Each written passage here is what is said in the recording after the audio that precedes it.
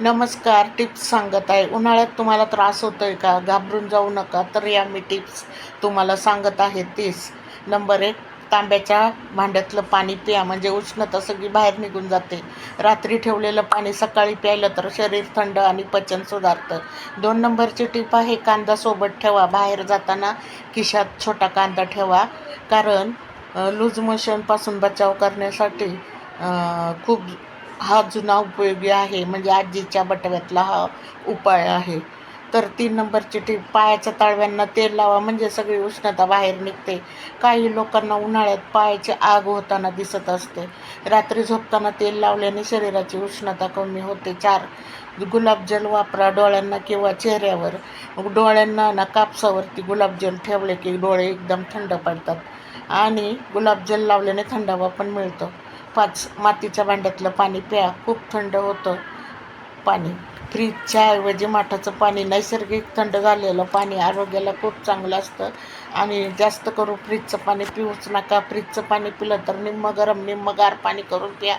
दुपारी झोप. 6 नंबरची टीप, दुपारी झोप पॉवर नॅपला घ्या. 20 ते 30 मिनटं झोप घेतल्याने थकवा कमी होतो. आणि 7 नंबरची टीप आहे, घरात पाण्याची बादली ठेवा. रूममध्ये पाणी ठेवल्याने हवा थोडी थंड येते. आणि 8 नंबरची टीप आहे, पुदिन्याचा वापर वाढवा, कारण पुदिना शरीराला थंडावा देतो. कारण पुदिन्याचं सरबत वगैरे पित राहायचं उन्हाळ्यामध्ये, आणि चटणी किंवा पाण्यात घालून वापरा, खूप फरक पडतो. 9 नंबर, काकडी डोळ्यावर ठेवा. उन्हाळ्यामुळे लाल डोळे झालेले असतात, त्याच्यामुळे डोळे थंड पडतात आणि थकवा कमी होतो आणि उष्णता कमी होते. 10 नंबरची टीप आहे, जास्त स्क्रीन व टाईम पाळा, म्हणजे मोबाईल टी व्ही अजिबात जास्त बघू नका. शरीरात उष्णता वाढते आणि डोळे थकतात आणि लाल होतात. 11 नंबरची टीप आहे, थंड पाण्याने हातपाय धुवा, म्हणजे सर्व शरीर थंड पडतं. वारंवार हातपाय धुतल्याने शरीर पटकन कूल होतं. केसांना तेल लावा. 12 नंबरची टीप म्हणजे डोक्याची उष्णता त्या तेलाने बाहेर निघते आणि कमी होते. आठवड्यातून 2 वेळा तरी लावा. 13 नंबरची टीप आहे, लिंबू पाण्यात मीठ घाला. फक्त साखर नाही घातली चालेल. मीठ घातल्याने इलेक्ट्रोलाइट आपल्या शरीराला मिळतं आणि आपले उन्हाळी कमी होते. 14 नंबरची टीप, झोपताना ओला टॉवेल जवळ ठेवा. ज्यांना पण उन्हाचा त्रास होतो तर नेहमी झोपताना गार पाण्याने भिजवलेलं टॉवेल जवळ ठेवा. चेहऱ्यावर ठेवून थंडावा मिळवा जरा. घरात पडदे वापरा. सूर्यप्रकाश थेट येऊ नये म्हणून जाड पडदे लावा. 16 नंबरची टीप आहे, सकाळी सूर्यप्रकाश घ्या, थोडा सौम्य. सूर्यप्रकाश शरीरासाठी खूप चांगला असतो. 17 नंबरची टीप आहे, रोज दही खावा. दही पोट थंड ठेवतं आणि पचन बरोबर सुधारतं. 18 नंबरची टीप, प्लास्टिक बाटली टाळा. शक्यतो गरमीमध्ये प्लास्टिकचं पाणी, म्हणजे प्लास्टिक वितळतं, ते आरोग्याला खूप धोकादायक असतं आणि वाईट पण ठरू शकतं. शक्यतो पाण्याची बाटली प्लास्टिकची घेऊ नका. 19 नंबरची टीप आहे, घरात झाड ठेवा. झाडामुळे काय होतं, फ्रेश थंड हवा खेळती राहते घरामध्ये.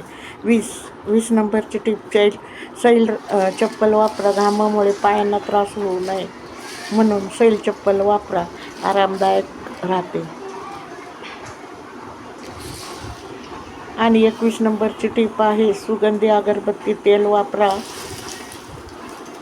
लॅव्हेंडर, चंदन मन एकदम शांत, वातावरण एकदम थंड, दोन्ही शांत करतं.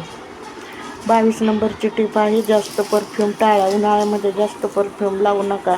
जड परफ्यूममुळे गरमीत त्रासदायक होऊ शकतं, कारण वासाने चक्कर पण येऊ शकते. 23 नंबरची टीप आहे, थंड पाण्याने चेहरा धुवा. दिवसातनं 3 ते 4 वेळा चेहरा धुतल्याने सगळं शरीर थंड आणि फ्रेश वाटते. 24 नंबरची टीप आहे, बाहेरून आल्यावर लगेच पाणी पिऊ नका, कारण पोटात उष्णता भडकलेली असते. थोडा वेळ बसा, मग पाणी प्या. शरीराला शॉक बसत नाही. 25 नंबरची टीप आहे, ओली केस बांधू नका. यामुळे डोकेदुखी वाढू शकते आणि इन्फेक्शन होऊ शकते, कारण घाम पण असतो डोक्यामध्ये. 26 नंबरची टीप आहे, पायांना पावडर लावा, पण घाम आणि दुर्गंधी टाळण्यासाठी. घामाने पायांचे, बुटाचे, मोज्याचे वास येत राहतात. 27 नंबरची टीप आहे, घरात फॅन आणि ट्रिक फॅनसमोर पाण्याची बाटली ठेवल्यास हवा थंड होते. 28 नंबरची टीप आहे थंड फळांना फेस पॅक. कलिंगड, काकडी लावल्याने त्वचा थंड आणि ग्लोईंग वाढते. 29 नंबरची टीप आहे जास्त बोलणं, जास्त राग, ऊर्जा गरम होते आपल्या शरीरामध्ये आणि ते शांत करण्यासाठी उन्हाळ्यामध्ये शक्यतो जास्त राग वगैरे करू नका. 30 नंबरची टीप स्वतःला कूल आणि रुटीन बनवा. दररोज थंड गोष्टी, आराम आणि पाणी यावर फोकस ठेवा. उन्हाळा सहज निघून जातो. ह्या तुम्ही टिप्स जर फॉलो केल्या तर उन्हाळ्यात तुम्हाला काहीच त्रास होणार नाही. आणि उन्हाळ्यामध्ये जर काही त्रास झाला तर घाबरून जाऊ नका. या टिपाचा फॉलो करा.